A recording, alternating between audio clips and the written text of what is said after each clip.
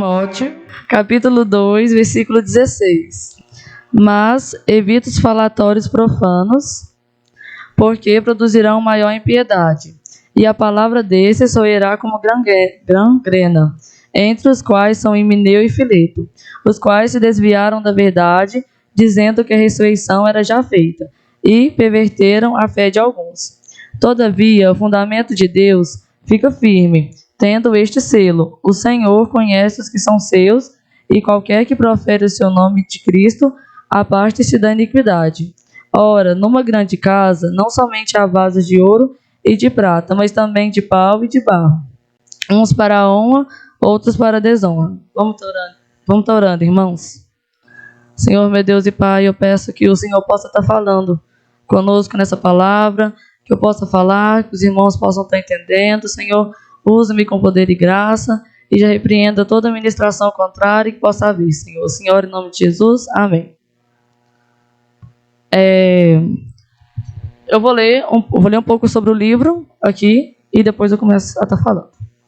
A carta de 2 Timóteo foi escrita pelo apóstolo Paulo. Foi escrita aproximadamente em 65 a 67 depois de Cristo.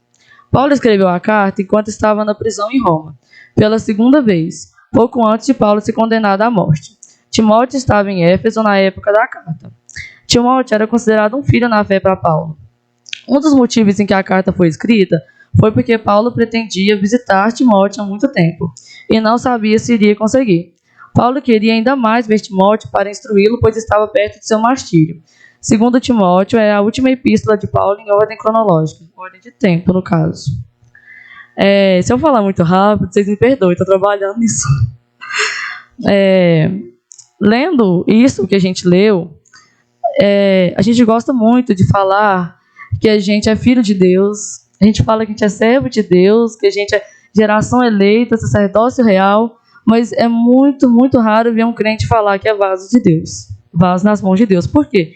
Quando você se coloca como vaso, você se coloca em submissão a Deus, você quebra todo o seu ego que você poderia estar tendo. E se colocar como vaso não é fácil. E se você vê algum crente se colocando como vaso, é para mostrar seus talentos. Eu sou vaso do Senhor porque eu sou usado. É para mostrar o ego dele de alguma forma. Se colocar como vaso não é fácil. A gente deve ser vaso de honra. Aí tá, devemos ser vaso de honra. Aí pode surgir a pergunta: o que é um vaso de honra? Como ser um vaso de honra? Eu vou estar falando algumas características que um vaso de honra possui. Uma das primeiras características que o vaso de honra possui é que ele é purificado de falso ensino, igual está no versículo 18. Se vocês quiserem estar acompanhando na Bíblia, ele é purificado dos falsos ensinos, do pecado e daquilo que não edifica.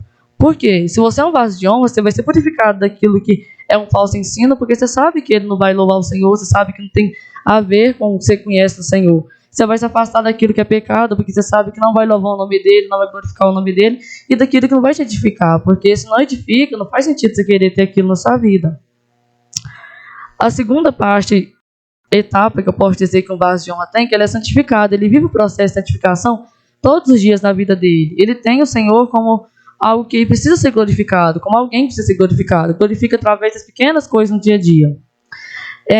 O vaso, e está no versículo 21, o vaso de honra, ele está apto para ser usado por Senhor. Então, se tem uma obra ali que ele possa estar fazendo, uma ajuda na igreja, ou alguma palavra que ele possa dar para alguém, ele vai estar apto para aquilo, porque o objetivo dele é honrar o Senhor.